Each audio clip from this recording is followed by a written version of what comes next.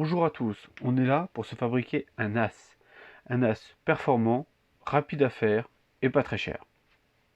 Quand je dis performant, c'est performant dans la gestion des fichiers et dans le stockage, fiable dans le stockage. Il ne sera pas performant au point de vue transcodage ou choses comme ça. Ça reste une utilisation basique d'un NAS, mais c'est l'utilisation que j'en fais personnellement. Allons droit au but, il nous faut un Raspberry, une alimentation de téléphone un peu costaud, un disque dur et une carte mémoire. On commence la réalisation. Allez sur le site raspberrypi.org. Dans la section téléchargement, vous allez chercher Raspbian et plus particulièrement la version de Raspbian sans bureau. Vous la reconnaîtrez, c'est la version la plus légère. Vous cliquez sur téléchargement. Moi, je l'ai déjà fait, je l'ai chez moi. Donc, une fois que vous l'avez téléchargé, vous allez ouvrir Balena Etcher. Si vous ne l'avez pas de panique, je vous mettrai le lien dans la description. Balena Etcher est un logiciel pour aller graver l'ISO.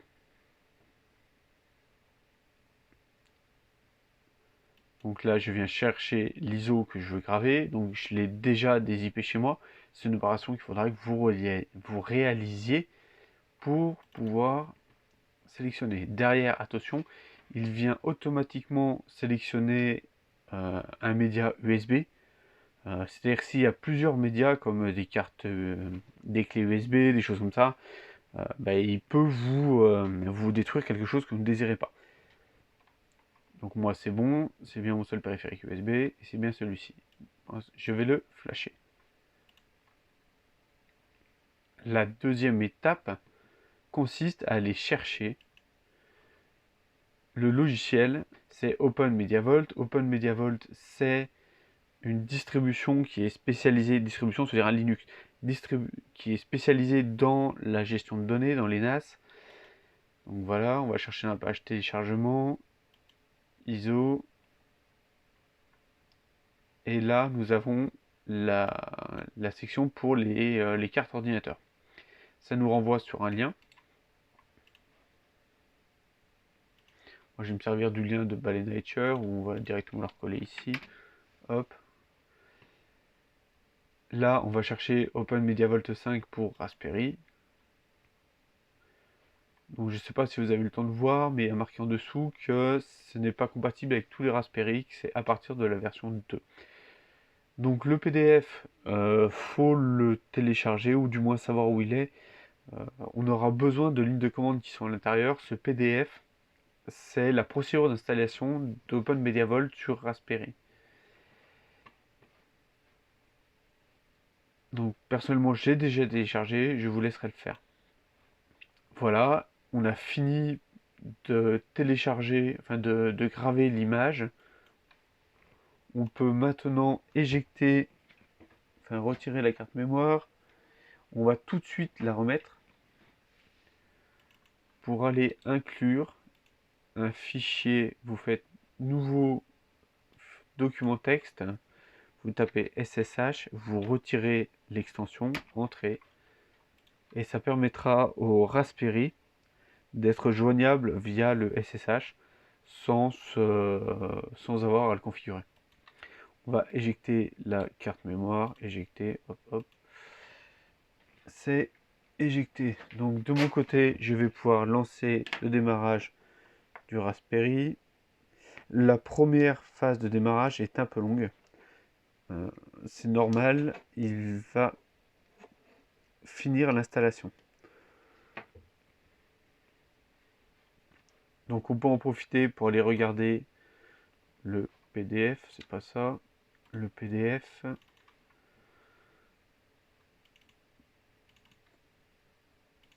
Il est ici. Donc ce qui nous intéresse dans le PDF, c'est à la page 15.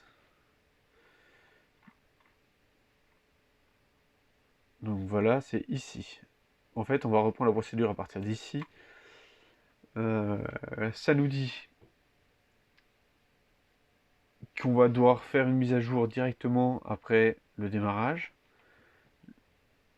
qu'on va devoir redémarrer le Raspberry, puis rentrer cette ligne de code là dans le Raspberry et à nouveau redémarrer. Donc on voit que la procédure prend 30 minutes suite à la rentrée de ça. Donc ça, c'est vraiment l'installation d'OpenMediaVault. Pour communiquer en SSH, pour tous ceux qui ne savent pas ce que c'est que le SSH, vous prenez pas la tête plus que ça. SSH, c'est un moyen de communication. On va pas, enfin, ça va nous permettre de rentrer en communication avec le Raspberry. Il y a des logiciels dédiés à ça, comme on peut voir là. Ils ne sont plus nécessaires. Windows a directement inclus dans à l'intérieur de Windows 10 des commandes SSH. Ce que c'est, vous vous en fichez. Le but, c'est le résultat. Donc vous tapez CMD ici. Ça va vous ouvrir l'invite de commande. Donc dans l'invite de commande, c'est pas compliqué. Il va falloir taper SSH, le nom d'utilisateur et l'adresse de votre Raspberry. L'adresse de votre Raspberry, elle est trouvable dans votre box internet. Donc vous rentrez l'adresse de votre box et vous allez chercher l'adresse du Raspberry Pi à l'intérieur. Moi je la connais d'entrée de jeu puisque je l'ai fixée en avance. Voilà, hop. Là, ça y est, il me demande, donc il a bien démarré, il dit que la communication ne peut pas être établie à cause de la clé. Il me demande si je veux bien continuer avec cette clé publique là. Donc oui. Donc c'est yes. Le mot de passe, c'est Raspberry. Et on est connecté. Donc on va taper ces deux commandes Linux là. Vous faites un copier-coller comme vous voulez, ça marchera aussi. C'est des commandes qui servent à faire la mise à jour en tant que telle. Mais la mise à jour de Debian, donc la distribution Linux du Raspberry.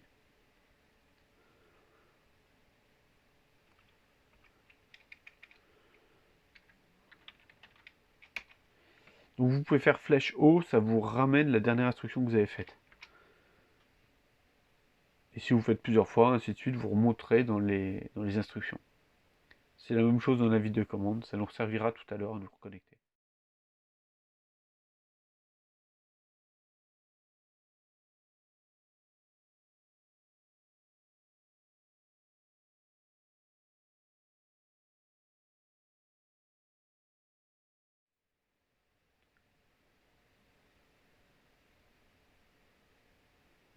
Voilà.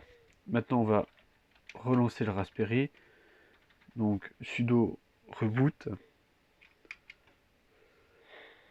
Nous avons logiquement perdu la connexion avec le Raspberry puisqu'il est en train de s'éteindre. Je vais faire flèche du haut de mon clavier. Ça va automatiquement rechercher ma dernière commande sur un vide de commande.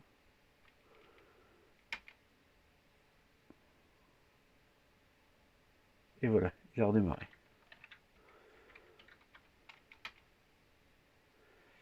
Maintenant, nous allons pouvoir faire un copier-coller de cette ligne-là.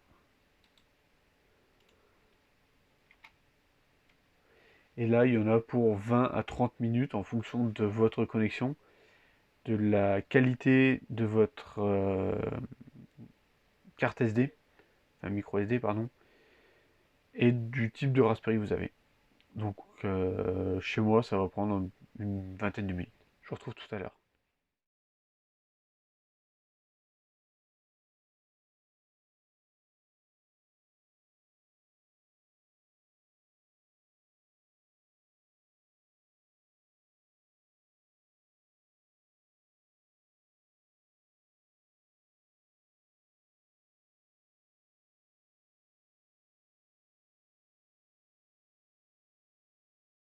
Il a terminé.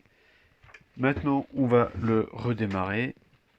Sudo reboot, encore une fois.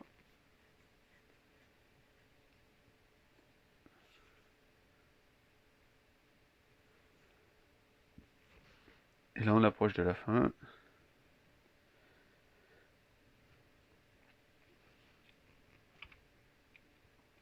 On va vérifier s'il a redémarré. Il a déjà redémarré. Voilà, donc là il a démarré. Le NAS est prêt. Maintenant, vous allez sur l'adresse IP du NAS, donc l'adresse IP du Raspberry, et vous n'avez plus qu'à vous loguer. Donc le mot de passe, c'est OpenMediaVault, comme vous le voyez écrit en bas à droite de l'écran. Sans majuscule, sans rien. Ça y est, votre NAS est terminé au point de vue installation. Il reste de la partie configuration. Donc on fera ça plus tard. Les deux premières choses à faire sur la partie configuration seront les changements des mots de passe SSH et mot de passe d'administrateur de OpenMediaVault. Vous pouvez commencer à vous amuser avec. En cas de problème, si vous cassez quelque chose, vous avez bien vu, c'est rapide à refaire. Donc pas de souci. Et voilà, je vous dis au revoir.